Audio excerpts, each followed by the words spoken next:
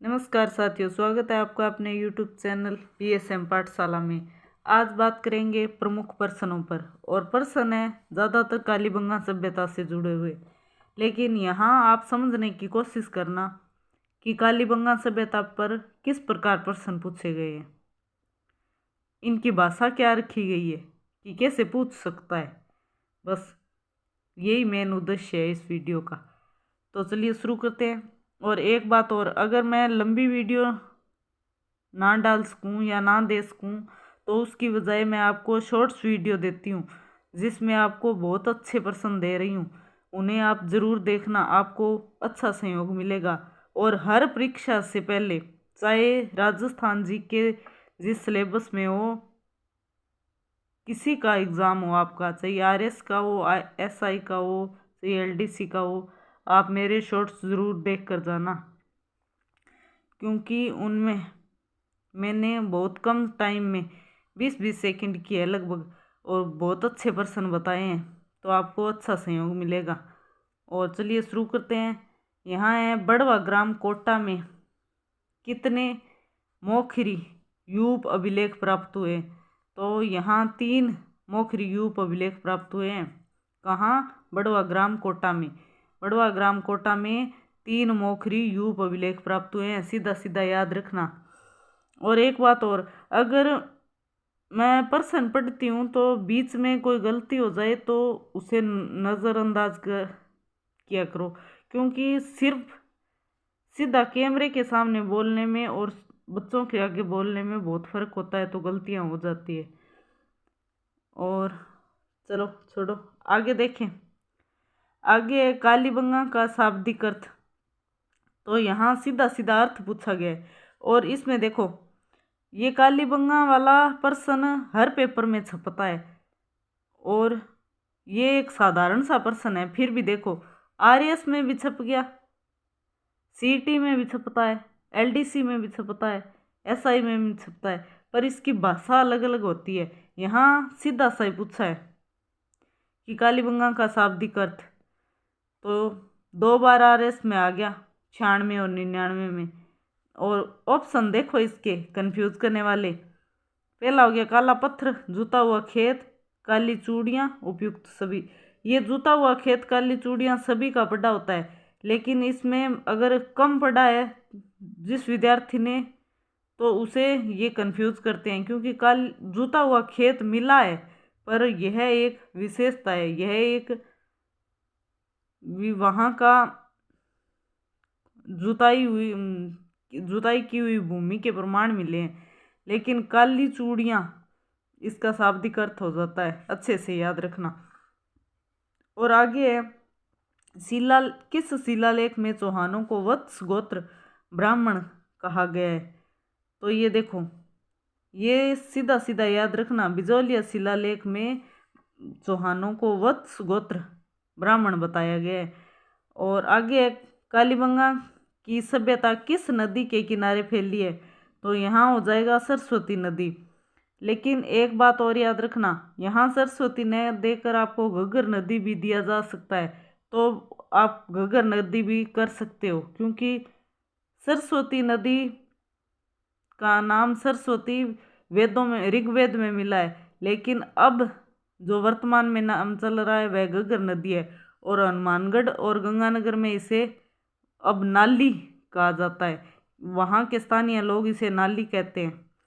और आगे देखो, आगे निम्न कथनों में से कौन सा या कौन से कथन चीरवा शिलालेख के बारे में सही है। तो यहाँ यह 1273 ईस्वी में संस्कृत भाषा में उत्कीर्ण है, अच्छे से याद रखना। अगर सन पूछा जाए तो 1273 हो जाएगा, भाषा पूछी जाए तो संस्कृत हो जाएगी। और इसके प्रशस्तिकार कौन है, तो रतन प्रभ सूरी हो जाएंगे। और शिल्पी कौन है, तो देलण हो जाएंगे। यहाँ देखो, शिल्पी और प्रशस्तिकार में कंफ्यूज नहीं होना। प्रशस्तिकार रतन प्रभ सूरी है, और शिल्पी ले आधा आ रहा है, तो देलण में भी आधा ले आएगा, अच्छे से याद रखना। और आगे अग्निकुंड से उत्पन्न राजपूतों का इसमें उल्लेख है, तो यह गलत हो जाएगा, यह नोट लगा कर लिख लेना। कि अग्निकुंड से उत्पन्न राजपूतों का उल्लेख इसमें नहीं है। और आगे देखो, आगे निम्नांकित में से किसने 1950-51 में कालीबंगा की पहचान की? इस प्रश्न को बहुत बार बहुत तरह से घुमाया जाता है। तो यहाँ देखो, यहाँ भी है, 3 बार छपा है 2011 में, वो भी सेकंड ग्रेड पेपर में, और है हिंदी, इंग्लिश और उर्दू का। तो यहाँ कंफ्यूज करने के लिए देखो, सीधा सीधा दे दिया, 3 बार छप गया। एक ए घोष, अमलानंद घोष, पूरा नाम देने में कंजूसी कर गया, ए घोष लिखा है सीधा, जबकि इसका पूरा नाम हो जाएगा अमलानंद घोष। और एक वो इसके उत्खनन करता है बीबी लाल और बीके थापर, उनका पूरा सही नाम मैंने अपनी शॉर्ट्स वीडियो में डाले हैं, जिन्हें देख लेना। और आगे, राजस्थान में पोथीगर अध्ययन केंद्र किस देश की सहायता से खोले जाएंगे? तो ये हो जाएंगे जापान की सहायता से। और फिर कालीबंगा पर आ गया, कालीबंगा सभ्यता को सर्वप्रथम प्रकाश में लाने का श्रेय दिया जा सकता है। तो यहाँ देखो, बीबी लाल दे दिया, बीके थापर दे दिया, एमडी खर्रे दे दिया, अमलानंद घोष दे दिया। तो ये तीनों कालीबंगा से संबंधित है, लेकिन अमलानंद घोष ने खोज की थी और बीबी लाल और बीके थापर ने उत्खनन किया था। अच्छे से याद रखना और नोट लगाकर लिख लेना, क्योंकि अमलानंद घोष ने तो सिर्फ उसको देख कर आया था, जबकि बीबी लाल और बीके थापर ने उनसे खोद कर वहाँ से जो वस्तुएं मिली हैं वो निकाले, भवन निकाले, महल निकाले, दुर्ग निकाले, जुते हुए खेत निकाले, अग्नि कुंड निकाले। अच्छे से याद रखना। और आगे, जोधपुर स्थित रूपायन संस्थान का मुख्य कार्य। यह प्रश्न आजकल चर्चा में बहुत है, क्योंकि राजस्थान सरकार हमारी संस्कृति को बचाने के लिए बहुत से प्रयास कर रही है, इसलिए यह प्रश्न अच्छा प्रश्न है और बार बार पूछा जा रहा है। और यहाँ देखो, यहाँ दिया है लोक संस्कृति का उन्नयन हेतु, और यही प्रश्न यहाँ दिया है, देखो, रूपायन संस्थान जोधपुर का मुख्य कार्य। तो यहाँ रूपायन संस्थान पहले लिख दिया, जोधपुर बाद में लिख दिया, यहाँ जोधपुर पहले लिख दिया, रूपायन संस्थान बाद में लिख दिया। और यहाँ लोक संस्कृति का उन्नयन लिख दिया, यहाँ राजस्थानी कला का संकलन लिख दिया। समझने की कोशिश करो, लोक संस्कृति का उन्नयन, राजस्थानी कला का संकलन। हो सकता है आपको इकट्ठा ही दे दे, राजस्थानी कला का संकलन और उन्नयन हेतु, तो भी आपको अच्छे से याद रख के अच्छे से टिक करना है, क्योंकि यहाँ प्रश्न को घुमाने की कोशिश की जा रही है। और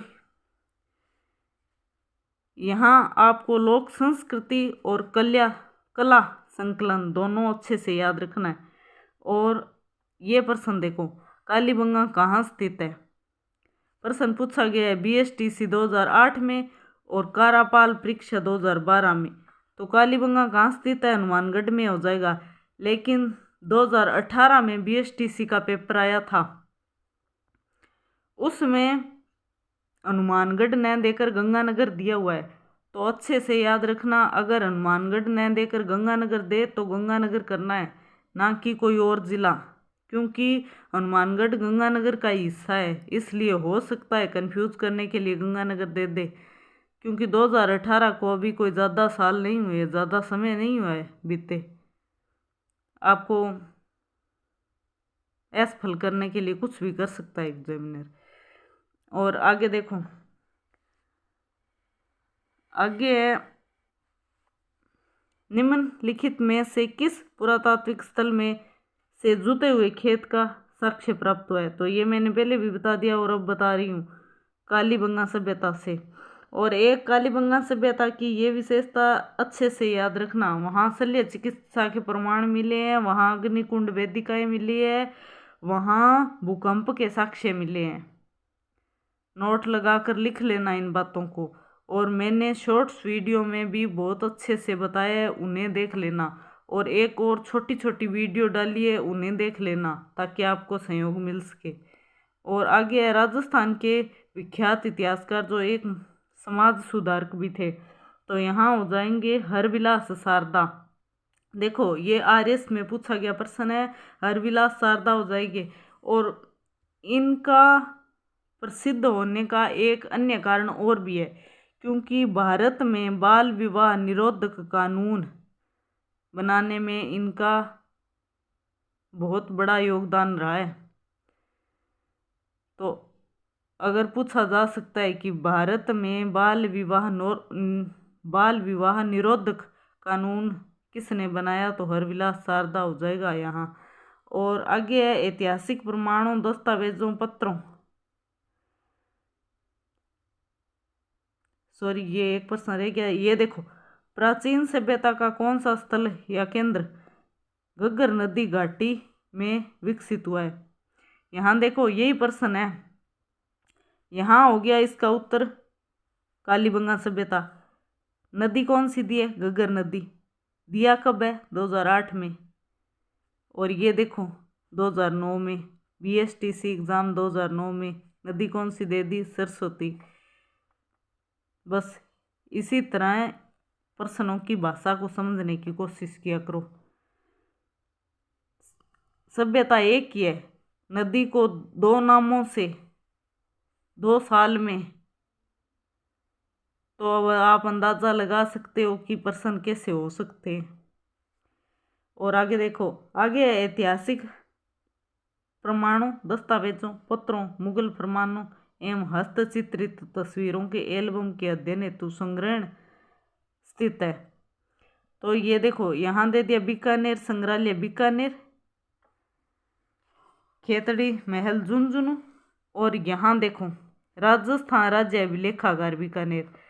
2 ऑप्शनों में बीकानेर का नाम आ रहा है, लेकिन राजस्थान राज्य अभिलेखागार इसका सही उत्तर होगा। अच्छे से याद रखना और नोट लगा कर लिख लेना, क्योंकि आजकल हमारी संस्कृति को बचाने के लिए राजस्थान सरकार बहुत कार्य कर रही है। तो हो सकता है आपसे ऐसे संग्रहण या संग्रहण संस्था या संस्थान किसी के बारे में कुछ पूछ सकती है। वीडियो पसंद आई है तो लाइक और शेयर करो, अपने अन्य साथियों को भी जोड़ो ताकि उन्हें भी सहयोग मिले। धन्यवाद।